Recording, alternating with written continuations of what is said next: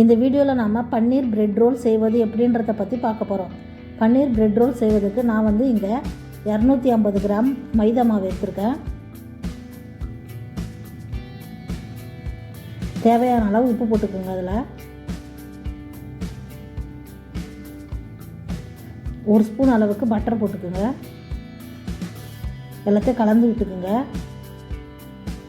நல்லா கலந்துக்குங்க. இப்போ கொஞ்சம் கொஞ்சமாக தண்ணி ஊற்றி நம்ம சப்பாத்தி மாவுக்கு மாவு பிசைவோம்ல, அது மாதிரி பிசைஞ்சிக்கலாம். இன்னும் கொஞ்சம் ஊற்றி பிசைஞ்சிக்கலாம். அது எப்படி சப்பாத்தி மாவு பிசைவோம் அது மாதிரி பிசைஞ்சால் போதும். இருக்குது இப்போ வந்து நல்லா பிசைஞ்சிட்டேன். இப்போ வந்து அதை சுற்றி எண்ணெய் தடவி வச்சுருங்க, இல்லை வறண்டு போயிடும். தடவிட்டு ஒரு தட்டை போட்டு மூடி நம்ம வந்து ஒரு 10 நிமிஷம் இருந்தால் போதும். அது தட்டை போட்டு மூடி வச்சுருங்க. இப்போ வந்து நம்ம வந்து பன்னீர் ஃபில்லிங்க்கு ஒரு கடாய் எடுத்து ஒரு 2 ஸ்பூன் அளவு பட்டர் போட்டுக்கோங்க. பட்டர் நல்லா உருகி வந்த பிறகு இப்போது நம்ம பன்னீர் எடுத்து ஃப்ரை பண்ணிக்கலாம்.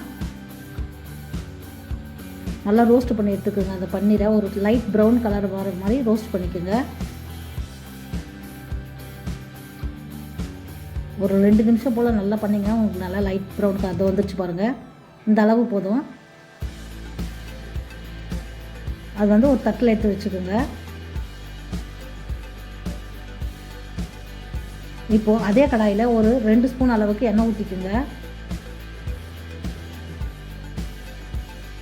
வெங்காயம், பெரிய வெங்காயம் பொடியாக நறுக்கி அதில் போட்டுக்கோங்க. சின்னதாக இருந்தால் 2 போட்டுக்கோங்க, பெருசாக இருந்தால் 1 போதும். நல்லா வதக்கிக்குங்க. அது வெங்காயத்தை வெங்காயம் நல்லா வதங்கின உடனே 1 ஸ்பூன் அளவுக்கு இஞ்சி பூண்டு பேஸ்ட் போட்டுக்குங்க. போட்டு அதையும் நல்லா வதக்கிக்குங்க.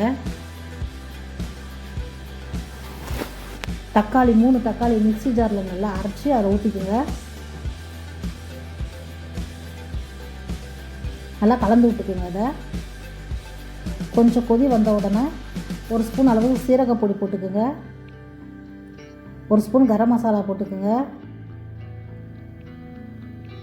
1 ஸ்பூன் அளவு மிளகாய் தூள் போட்டுக்குங்க. தேவையான அளவு உப்பு போட்டுக்குங்க. போட்டு எல்லாத்தையும் கலந்து விட்ருங்க.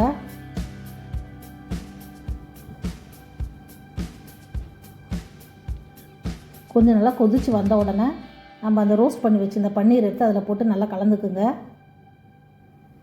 நம்மளுக்கு வந்து பன்னீர் ரோலுக்கு வந்து நல்லா ட்ரையாக வேணும். அதனால் நல்லா தண்ணி இருந்த வரைக்கும் கலரி விட்டுட்டு பாருங்கள், நல்லா தண்ணி நல்லா வந்துடுச்சு, சுண்டி வந்துடுச்சு. இந்த நேரத்தில் வந்து கொஞ்சம் கொத்தமல்லியை போட்டு நம்ம ஸ்டவ் ஆஃப் பண்ணி இறக்கி தனியாக வச்சுக்கலாம். இப்போ வந்து ஒரு தட்டில் வந்து 2 ஸ்பூன் அளவுக்கு கார்ன்ஃப்ளவர் மாவு போட்டுக்கோங்க. 2 ஸ்பூன் அளவுக்கு மைதா மாவு போட்டுக்கோங்க. இப்போ கொஞ்சமாக தண்ணி ஊற்றி நம்ம கலந்து எடுத்து வச்சுக்கலாம். நல்லா கலந்து வச்சுக்கோங்க.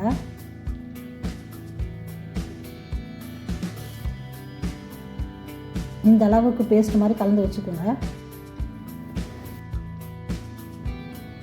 இப்போ நம்ம மைதா மாவு பிசைஞ்சு வச்சுருந்தோம்ல, அதுலேருந்து நம்ம கொஞ்சம் ரவுண்டாக உருட்டி வச்சுக்கலாம். இது மாதிரி ரவுண்டாக உருட்டிக்கலாம். அதே மாதிரி எல்லாத்தையும் வந்து நம்ம உருட்டி வச்சுக்கலாம். நம்ம சப்பாத்திக்கு எப்படி ரவுண்டாக பிசைஞ்சு வச்சுக்கோமோ அதே மாதிரி ரவுண்டாக ஆக்கி வச்சுக்கோங்க. இது மாதிரி எல்லாத்தையும் ரவுண்டாக பிடிச்சி வச்சுக்கோங்க. இப்போ வந்து கொஞ்சம் மைதா மாவு கீழே தடவிட்டு நம்ம அதை சப்பாத்தி எப்படி பரட்டுவோமோ அதே மாதிரி பரட்டிக்கலாம். இது மாதிரி உருட்டி எடுத்துக்கோங்க. கொஞ்சம் பெரிய சைஸ் வேணால் திட்டமாக போட்டுக்கோங்க. மெல்லிசாக உருட்டி எடுத்துக்கோங்க.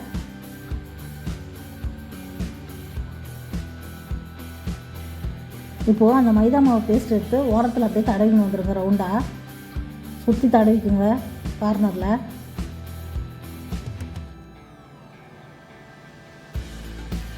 இது மாதிரி தடவி எடுத்து வச்சுக்கோங்க. இப்போது நம்ம பன்னீர் ஃபில்லிங் ரெடி பண்ணி வச்சுருந்தோம்ல, அதை எடுத்து ஒரு பக்கமாக வச்சுக்கோங்க.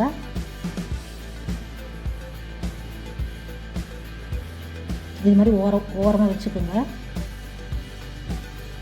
அப்படியே மடிச்சுக்குங்க. ஒரு மடிப்பு மடிச்சுட்டு அதே மாதிரி இந்த சைடு ஒரு மடிப்பு மடிச்சுக்குங்க. அதே மாதிரி இந்த சைடும் ஒரு மடிப்பு மடிச்சுக்குங்க. மடிச்சுட்டு அப்படியே ரோல் பண்ணிவிடுங்க. இப்போ சைடில் அப்படியே தட்டி விட்ருங்க கேப் இல்லாமல்.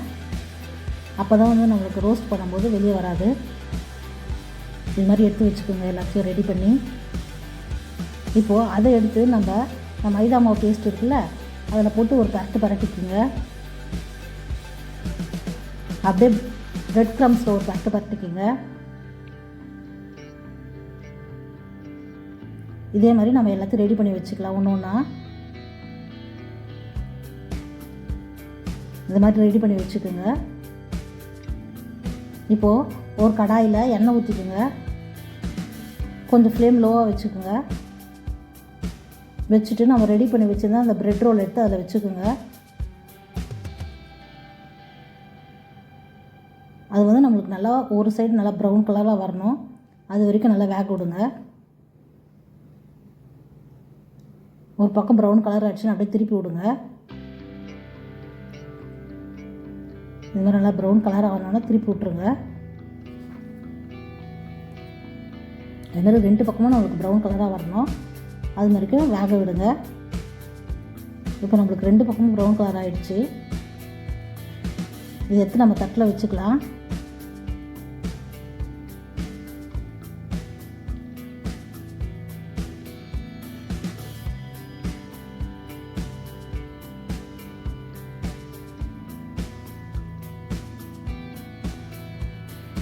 பாருங்கள் 2 பக்கமும் நல்லா ப்ரௌன் கலர் ஆகிடுச்சு. பன்னீர் பிரெட் ரோல் ரெடி ஆகிடுச்சு. நான் வந்து இப்போது அதை நான் உங்களுக்கு புட்டு காட்டுறேன் பாருங்கள். அந்த ஃபில்லிங் உள்ளே எவ்வளோ அழகாக இருக்குது பார்க்கலாம். பாருங்கள் நல்லா வந்திருக்கு நம்மளுக்கு. இந்த வீடியோ பிடிச்சிருந்தா லைக் பண்ணுங்கள், ஷேர் பண்ணுங்கள், சப்ஸ்கிரைப் பண்ணுங்கள். மறக்காமல் பெல் ஐக்கானை கிளிக் பண்ணுங்கள்.